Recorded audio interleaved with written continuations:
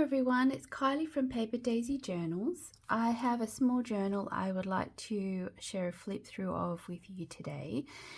I will talk firstly about the cover. So I did actually run out of light cardstock, which I usually use to line the covers of my journal. It gives the journal a bit of flexibility but also a little bit of structure. So what I did is I actually folded, and I'll show you when I open the journal a bit more closely. I folded a piece of tea stained printer paper into quarters, and I've used that as the front and back cover of the journal. The spine is actually quite flexible, so I've used a vintage doily as a wraparound cover and a little snippet to add a bit of feature to the spine. I've also adhered the closure with some vintage buttons, so those buttons are sewn on to the closure and the cover. With the closure, I've used a piece of sari silk and I've just stitched some vintage lace onto that to add a little layered effect.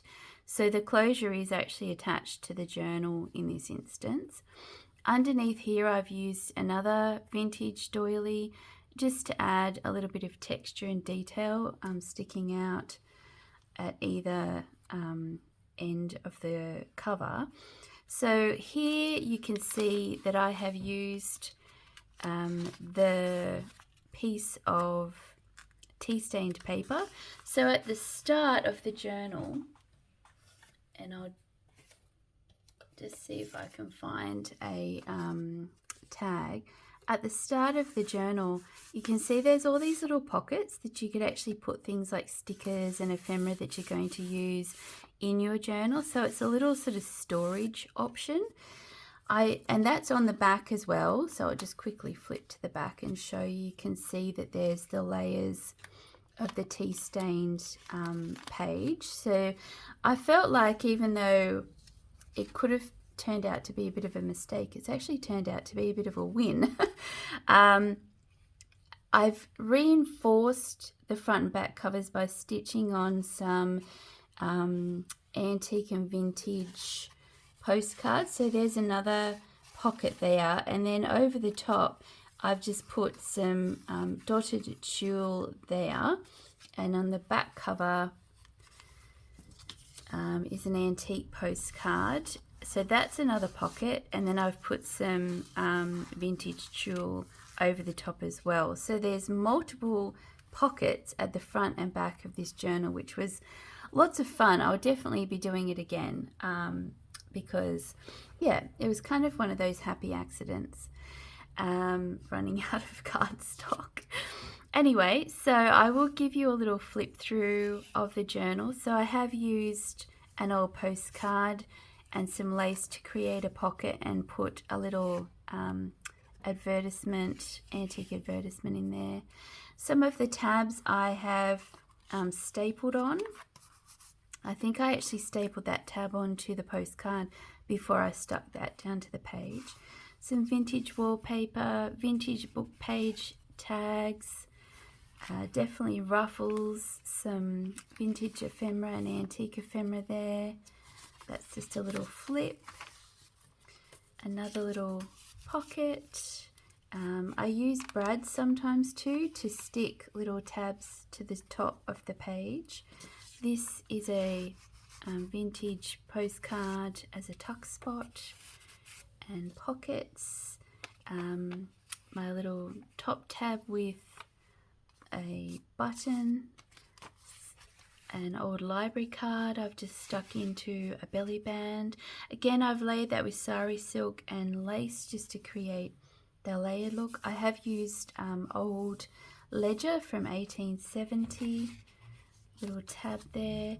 This is a little piece of old book page with a couple of layers of lace, and I've just used a brad to hold all that together. And then there's one of those little tiny attaches from Tim Holtz at the top. This is a whole pocket made out of tulle over old ledger. an original Victorian calling card there, which is quite delicate. A little cluster here with a button. Sometimes it's pretty just to put a little bit of lace on the side of a page to add some detail. This is a little layered tag. It's been a long while since I've done those, but they're really pretty when you pop them in a pocket and it can hang over. Some really beautiful vintage doily there. That's a paper doily. Here I've just used a stapler and I've sort of stuck a floral motif and made it into a little pocket. Another layered tag, and that's the tag underneath can be written on, and that's just popped into a vintage wallpaper pocket, and that pocket goes around to the other side of the signature, so it sort of wraps around, and I've just glued it in an L shape just to create pockets. It was sort of free moving, but I thought to stick it down. That's another piece of antique ephemera just in this beautiful antique lace pocket. And another book page tag, and that's an old Swiss handkerchief. Such beautiful detail on the embroidery there. Another ticket, another tab, a little pocket here with lace, another layered belly band. On this side, a little bit of ephemera, so some vintage fabric, one of my collaged, what do I call those? Collaged, laminated sort of collages over the top of some more book page. Another tag that I've made out of wallpaper. I have little signature beads for all 4 strings, so that they're just sort of hanging out the bottom of the journal. That's another pocket, another layered tag.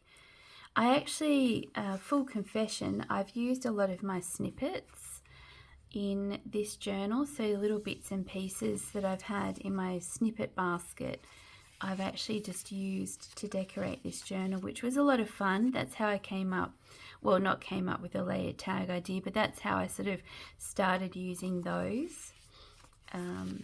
So yeah, that's my little journal. Calling her Princess because she does feel a little bit like a princess. And that's what I've been working on. I'm still working on my inspiration bundles, so I'm hoping to have a couple more of those to put in my shop, which they've been lots of fun, just sort of simple fun, but more to inspire others. So yeah, that's little Princess today. She will be going into my shop. I'll probably put a little bead at the bottom there, which I can possibly do while we're talking, so that you can see a little bit of a process video. Having a little rummage. Got one of these vintage glass beads, and I literally just do this, and then I pop that through the little knot at the bottom of that ruffle, and it just adds a little bit of bling onto Princess because she needs a bit of bling. So yeah, thank you for watching.